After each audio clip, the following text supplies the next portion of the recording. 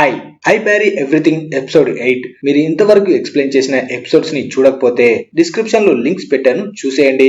Starting లోనే నూర్ చిన్నతనాన్ని చూపిస్తారు. ఇక్కడ వాళ్ళ నాన్న డ్రాగన్స్ గురించి చెప్తాడు. ఈ డ్రాగన్స్ లో కొన్ని మనుషుల ప్రాణాలు తీస్తాయి, వాటిని డెవిల్ డ్రాగన్స్ అంటారు. అలాగే ఇంత ప్రమాదకరమైన డ్రాగన్స్ ని చంపిన వాళ్ళని డ్రాగన్ స్లేయర్స్ అంటారు. అలా చంపిన డ్రాగన్స్ పళ్ళతో బలమైన అలాగే పవర్ఫుల్ అయిన వెపన్స్ ని వీళ్ళు తయారు చేసుకుంటారు.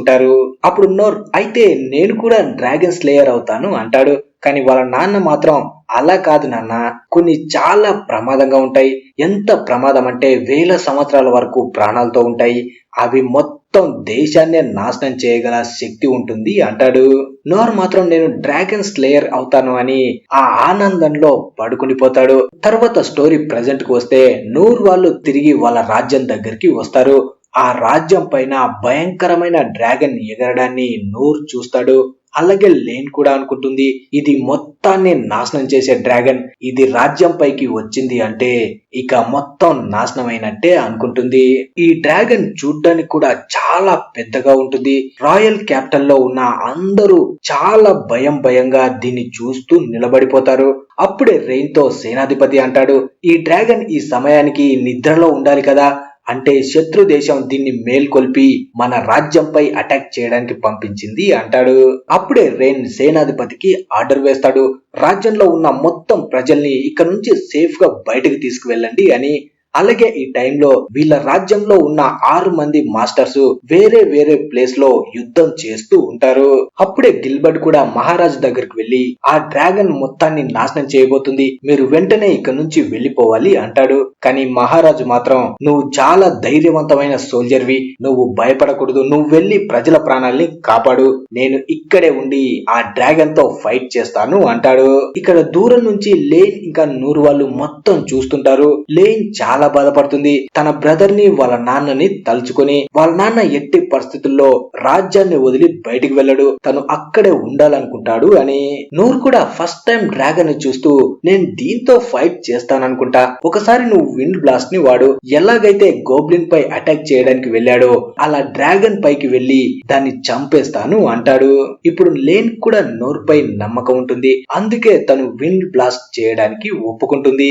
తర్వాత ఇక్కడ మహారాజ్ అనుకుంటాడు, ఆ డంజన్ ని దక్కించుకోవడం కోసం శత్రు దేశం ఇంతకు తెగిస్తుంది అనుకోలేదు. నిజానికి దేరిదస్ అనుకునేది ఏంటంటే ఆ డంజన్ వీళ్ళ దగ్గర ఉండి ఏమీ ఉపయోగం లేదు, మా దగ్గరికి వస్తే మా ఆర్మీని పెంచుకుంటాం, ఆ పవర్ తో మొత్తం అన్ని రాజ్యాలని పాలించాలి అనుకుంటారు. కానీ మహారాజ్ మాత్రం అత్యాశకు పోకుండా జీవించాలి అనుకుంటాడు. అప్పుడే దేరిదస్ కింగ్, అందుకే నువ్వు ఇలా చిన్న రాజ్యానికి రాజుగా ఉండిపోయావు, అదే నా దగ్గర ఆ డంజన్ ఉంటే మొత్తం అన్ని దేశాల్ని పాలించేవాడిని అంటాడు. కానీ మరి ఇంతలా డ్రాగన్ తో అటాక్ చేయిస్తారని మహారాజు ఎప్పుడు ఊహించాడు. ఇప్పుడు తను రాజమహల్ పై నిలబడి ఉంటాడు, తన ఎదురుగా డ్రాగన్ వస్తుంది, తనకి భయం ఉండదు, కాకపోతే తన కూతురు గురించే ఆలోచిస్తుంటాడు. తను ఎక్కడ ఉంది, క్షేమంగా ఉందా లేదా అని ఆలోచిస్తాడు. ఇప్పుడు మహారాజు మనసులో ఒక్కటే ఆలోచన ఉంటుంది, నేను మహారాజుగా ఉండాలని ఎప్పుడు అనుకోలేదు, సైన్యంలో ఉంటూ ఎప్పుడు యుద్ధంలోనే పాల్గొనాలి అనుకున్నాను, ఇన్ని రోజులు నా మాట విని నన్ను రాజులా చూసినందుకు ప్రజలందరికీ ధన్యవాదాలు చెప్తాడు. అలాగే ఆ డ్రాగన్ ని, నేనైతే ఈ డ్రాగన్ ని చంపలేను, కానీ ఖచ్చితంగా ఒక కన్ను తీసేసి దీన్ని గుడ్డిదాన్ని మాత్రం చేయగలను అనుకుంటాడు. ఇక్కడ ఈనస్ డివైన్ షీల్డ్ ని ఒక రౌండ్ ఆకారంలో ఏర్పాటు చేసి అందులో లేన్ వచ్చి విండ్ బ్లాస్ట్ ని చేయమంటుంది. ఈ విండ్ బ్లాస్ట్ ఇంతకు ముందు దానికంటే చాలా పవర్ఫుల్ గా ఉంటుంది. అలా దాని ఎదురుగా నోర్ వచ్చి నిలబడగానే లేన్ విండ్ బ్లాస్ట్ ని ఉపయోగిస్తుంది. ఇప్పుడు నోర్ 1000 రెట్ల స్పీడ్ తో రాయల్ క్యాపిటల్ వైపు వస్తూ ఉంటాడు. ఇక్కడ డ్రాగన్ తన పవర్ఫుల్ అటాక్ తో మహారాజు పై అటాక్ చేయబోతూ ఉంటుంది.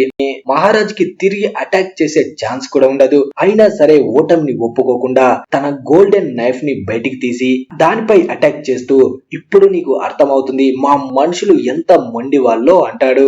ఆ గోల్డెన్ కత్తిని చూసి మాస్టర్స్ అనుకుంటారు, ఆ కత్తి చాలా పవర్ఫుల్, దాంతో అటాక్ చేస్తే పెద్దగా బ్లాస్ట్ అవుతుంది, ఆ బ్లాస్ట్ వల్ల మహారాజు కూడా చనిపోవచ్చు అనుకుంటారు. అలాగే అందరికీ అర్థమవుతుంది మహారాజు తన ప్రాణాలను అర్పించైనా సరే ఈ డ్రాగన్ ని అంతం చేయాలనుకుంటున్నాడు అని. అలా మహారాజు అటాక్ చేయబోతూ ఉండగా మధ్యలో నోర్ వచ్చి తన కత్తితో ఆ డ్రాగన్ అటాక్ ని ప్యారీ చేస్తాడు. దాంతో ఆ డ్రాగన్ పవర్ఫుల్ అటాక్ మహారాజు మీదకి కాకుండా ఆకాశంలోకి వెళ్తుంది. నోర్ అటాక్ ఎంత పవర్ఫుల్ గా ఉంటుంది అంటే ఆ డ్రాగన్ అక్కడే కింద పడుతుంది. అలాగే ఈ డ్రాగన్ కి ఆలోచించే శక్తి కూడా ఉంటుంది. అందుకే తను అనుకుంటుంది అసలు ఇక్కడ ఏం జరిగింది, నాకు ఏమైంది అని. అలా తను మళ్ళీ వెనక్కి తిరిగి చూస్తే తన ముందు నోర్ నిలబడి ఉంటాడు. ఏంటి ఈ పిల్ల నా కొడుకు నా మీద అటాక్ చేశాడా అని తన మీద తోకతో అటాక్ చేస్తూ ఉంటుంది. కానీ నోర్ అటాక్ ని ప్యారీ చేస్తాడు. అప్పుడు డ్రాగన్ తిరగబడిపోతుంది. అలాగే నోర్ తన మనసులో అనుకుంటారు ఆ పిల్ల ఇంత స్పీడ్ గా విండ్ బ్లాస్ట్ ని వాడిందేంటి, ఈ రోజు వెంటుక వాసులో తప్పించుకున్నాను, అయినా ఈ డ్రాగన్ ఇంత పెద్దగా ఉంది, నా ఒక్క దెబ్బకి పడిపోయింది ఏంటి అనుకుంటాడు. అందరూ దీని గురించి భయపడుతూ పెద్దగా పోడుతున్నారు కానీ ఇది అంత పవర్ఫుల్ గా లేదు అనుకుంటాడు. ఇప్పుడు ఈనస్ ఇంకా లేన్ కూడా గుర్రాలపై కూర్చొని రాయల్ క్యాపిటల్ లోకి వస్తారు. వాళ్ళు ఎలాగైనా సరే మహారాజును వెతికి ఇక్కడ నుంచి సేఫ్ గా తీసుకుపోవాలి అనుకుంటారు. కానీ అంతలో ఒక పెద్ద రాయి వచ్చి వీళ్ళపై పడుతుంది. దాంతో వీళ్ళు ముగ్గురు గుర్రాలపై నుంచి కింద పడతారు. అప్పుడే ఈనస్ ఒక షీల్డ్ ని ఏర్పాటు చేసి ఎవరు ఈ అటాక్ చేసిందని చూస్తే వీళ్ళపై అటాక్ చేసింది గోబ్లిన్ లీడర్స్ అయి ఉంటారు. వాళ్ళ నుదుటి మీద ఆ ఎర్రని డైమండ్ ఆకారం ఉంటుంది. అది ఉండడం వల్ల వీళ్ళు చాలా పవర్ఫుల్. ఇప్పుడు ఒక్కటి రాకుండా 3 వస్తాయి. అవి ముందు దానికంటే చాలా పెద్దగా ఉంటాయి. అప్పుడే లేన్ ఆలోచిస్తుంది మనం పారిపోవడం కాదు నోర్లా ఆలోచించడం నేర్చుకోవాలి అని. అలాగే ఈనస్ తో అంటుంది మనం భయపడిన అవసరం లేదు, ఇవి నార్మల్ గోబ్లిన్సే అని. ఆ మాట వినగానే ఈనస్ కూడా ధైర్యం వస్తుంది. వెంటనే ఆ 3 గోబ్లిన్స్ వీళ్ళపై అటాక్ చేయడానికి వస్తే లేన్ వాటిపై ఐస్ అటాక్ ని చేస్తుంది. కానీ వాటికి ఏమీ అవ్వదు. వెంటనే అవి షీల్డ్ వరకు కూడా వస్తాయి. అప్పుడు రోలో తన పవర్ ని ఉపయోగించి ఆ 3 గోబ్లిన్స్ మైండ్ ని కంట్రోల్ చేసి వాటిని కదలకుండా చేస్తాడు. అప్పుడే మళ్ళీ లేన్ తన ఐస్ అటాక్ తో వాటిని అక్కడే ఫ్రీజ్ చేస్తుంది. వెంటనే ఈనస్ తన డివైన్ కత్తిని బయటికి తీసి ఆ 3టిని ముక్కలు ముక్కలుగా నరికేస్తుంది.